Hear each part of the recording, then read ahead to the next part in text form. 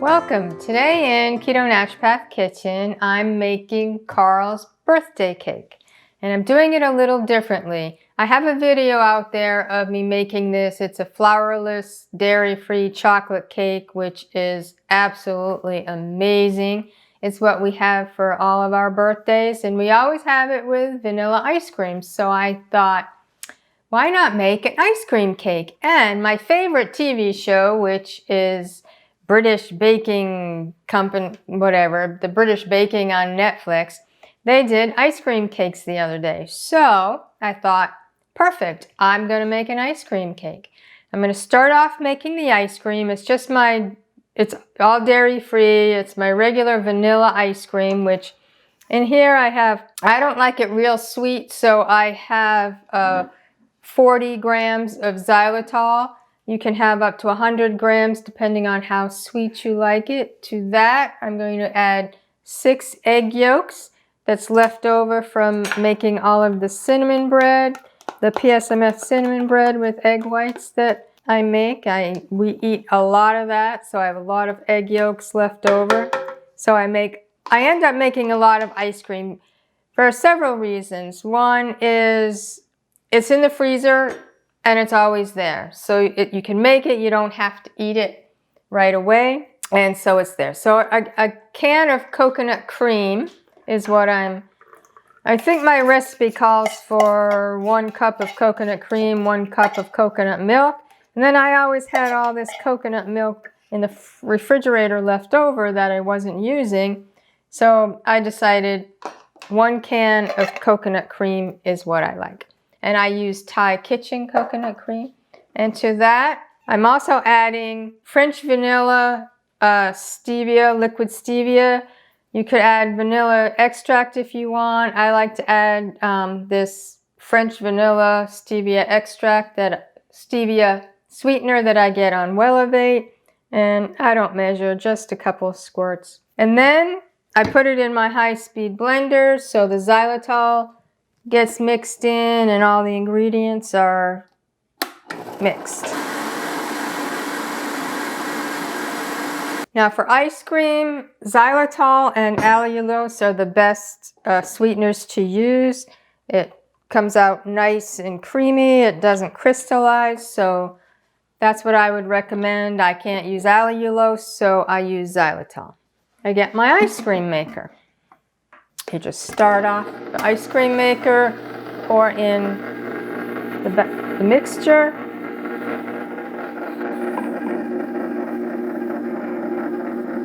Now, if you've seen any of my ice cream videos before, I tell you, do not wash out your container, because when you're done making the ice cream and you put it in the freezer, make yourself a cup of coffee, pour it in here, blend it up, and you have a nice flavored coffee. That's my treat for after making all the ice cream. So this is churning whatever instructions for your ice cream maker. This will take about 15 to 20 minutes to churn, and we'll be back when it's done. So the ice cream is done, and I consider it done when there are no lumps. It's one smooth mixture. So I'm going to be putting this into an 8-inch silicone cake pan because the cake I'm making is 8-inch, and this is going to sit on top of it. So it's always hard. The hard part of this is getting everything off of the beaters. So maybe I'll do it in here since this is, and it's not easy getting all of this off of the beaters. But the good point about that is then you can just lick the beaters.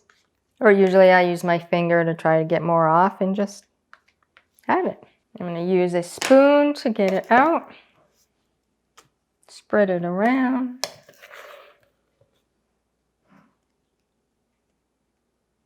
I don't like to use a spoon too much in scraping the insides of this, so this is handy to use to get as much out as possible. I've had this ice cream maker for probably 15 years because, you know, we've been dairy-free for a long time, probably close to 20 years or so. Back then, there weren't all the alternatives that there are now in the grocery store. There was very little that was dairy-free or gluten-free, and so I wanted to learn how to make my own dairy-free ice cream. It was a total failure. I never ever had an ice cream that came out well until I started making the keto ice creams. And now, the other day I make an orange pineapple. No, there was no orange in it. There was no pineapple, just the flavoring. That tasted so good. I've made, Carl's favorite is pistachio. I made maple walnut, butter pecan, chocolate, coffee. Oh, all sorts of flavors, and haven't had one that didn't come out right. So this is going in the freezer for at least 2 hours to set. And while this is setting, I'll be back and we'll make this decadent chocolate cake. So the ice cream is in the freezer, and I'm going to start making the chocolate cake. This is so good. I used to be so afraid of making this because of whipped egg whites. And I'd never whipped egg whites before, so I was like, oh my gosh. But now, with making all of my cinnamon breads and focaccias, I am so used to using egg whites. So we're going to start off with 200 grams of 100% baking chocolate. I like Ghirardelli, that's my favorite. And 80 grams of cocoa butter.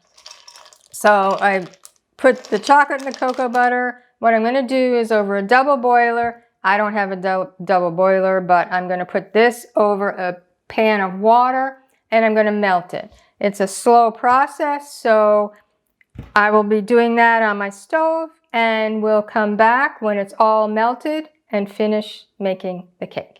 So the chocolate and the cocoa butter is all melted. The bowl is a little hot, so we're going to set that aside for a second. My instructions say to mix this up, but what I'm going to do is I'm first going to do the egg whites. And these are 6 egg whites. I'm going to beat them to a stiff peak. As I said, I used to be so afraid, oh no, I have to do it at the last minute. No, you can beat your egg whites, and they will stay stiff for as long as you need to finish the rest of the cake. So I'm beating the egg whites to a stiff peak.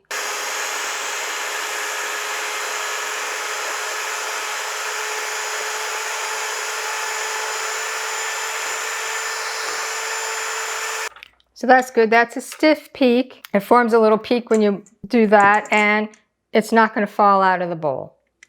So we'll set this aside. Another reason I do that first is I've changed my instructions somewhat. I used to mix all of this by hand, and then I started mixing this with the hand mixer. And if you do this first, then you have to wash it off, wipe it off, before you do the egg whites. So the egg whites are done. And now I can work on this. So to this, we add a teaspoon of vanilla. And my vanilla is just about ready to use, but I'm going to use up this store-bought vanilla first. And 120 grams or around a half a cup of coconut cream. 57 grams of mayo, which is about a quarter of a cup. This is what helps it be dairy-free, using mayo in there. And then I have 100 grams of xylitol. I don't like it real sweet. You can use more if you want, up to 200 grams, but really don't need, especially with the ice cream, you don't need it too sweet. So you're going to mix this up, and the batter will be grainy because mixing in all the xylitol, it's going to be a little grainy. Just to make sure it's all incorporated. And now we're going to add the egg yolks one at a time if possible.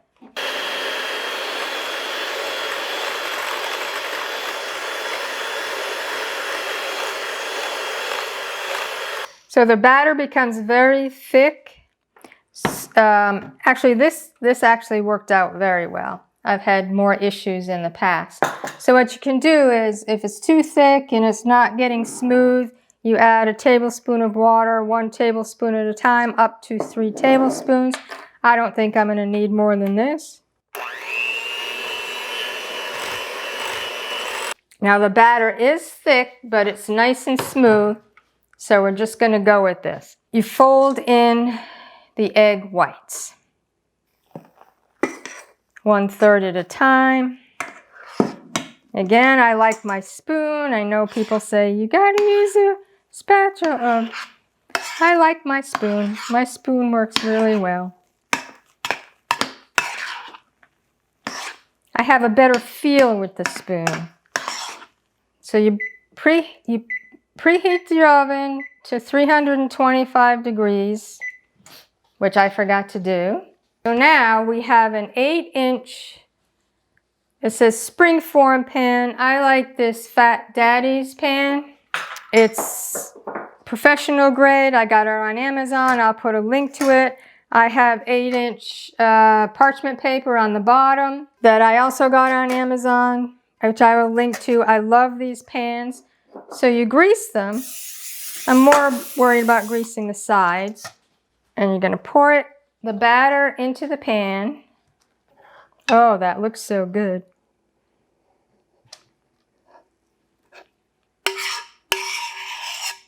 Now this is going to go into 325 Fahrenheit oven. It's going to depend on your oven, anywhere from 35 to 45 minutes. I'm going to put, you have to be cautious too not to over bake it because it'll get flakier. It still tastes delicious even if it's over baked. So I'm going to put it in for 35 minutes. I'll test it when a toothpick comes out clean. It's done. So I will see you back in about 35, 40 minutes maybe. Hey, let's make it an hour because I'll take it out and let it cool down. So see you back in an hour. So I'm making ganache and I have heated the coconut milk. I have chocolate, which is chopped very finely. And you just pour the milk over this. Do not stir it, you just pour it over. What that was is how I make ganache, and I use coconut milk so it is dairy free. 1 part chocolate to 2 parts of coconut milk, or if you use regular heavy cream. So if you have 1 ounce of chocolate, you'd have 2 ounces of milk. Now heat the milk, you don't boil it, but you heat it till it's really hot. You pour it over the finely chopped up chocolate and you let it sit for 5 minutes. Don't stir it, don't do anything. Normally I don't sweeten it, but today I'm going to put a little vanilla stevia, liquid stevia in it. And here's the cake. The cake is, when it first comes out, it's high and it sinks down. And I bought these little rounds at Walmart so that I normally put it on a plate, but since I'm going to be putting this in the freezer, it's an ice cream cake, I thought I'd buy these little rounds to see how, so I wouldn't ruin any dishes in the freezer. So here's the cake, and now I'm going to get the ice cream out of the freezer. Now I've done all of these separately. I've made the cake, I make the cake every year. I make ice cream all the time, and ganache, but I've never made them and put them all together. And I've also never put the ice cream in the cake mold before. Whew, that worked out really well. But what I'm going to do, I still have almost 3 minutes left. I'm going to put a layer of ganache, a thin layer. I saw them do this on the baking show. Then I put the ice cream on top. And I'll put a little ganache on top as well and put it in the freezer. So this still goes in the freezer, again, after I put it all together. And hopefully everything will be perfect. So the ganache has been sitting for 5 minutes. And you just stir it up. I actually used coconut cream this time because I had coconut cream left over from making the cake. And I usually use coconut milk, so it might be a little too thick. And if it is, I might have to put a little liquid in it. So we're just going to put a thin layer on top to get the ice cream to stick to it a little. You don't want too much. This is going to be a very chocolatey dessert with the cake and the ganache and the... So let's see how this is going to... Yep, the ice cream's a little, goes over the edge a little, but you know, we're going to call it good.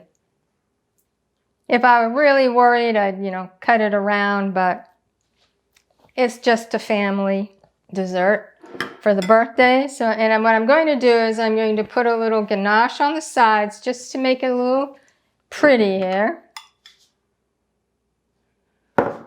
Drip some down on the sides.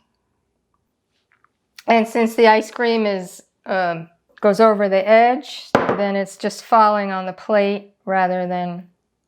So that's all that we're going to do for the cake. The cake is going to go into the freezer for a couple more hours anyway, and we'll slice it and taste it. Happy birthday, Carl. Thank you, Judy. This is mine, right? Yeah, blow out your candles. Make a wish.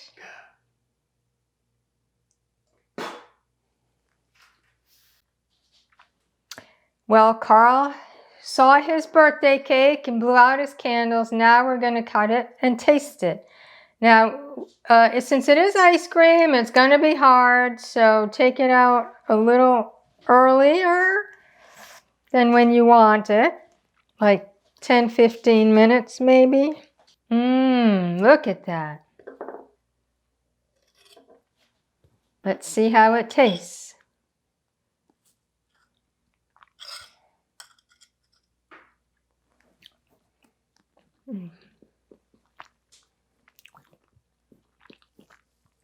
I love this cake with ice cream.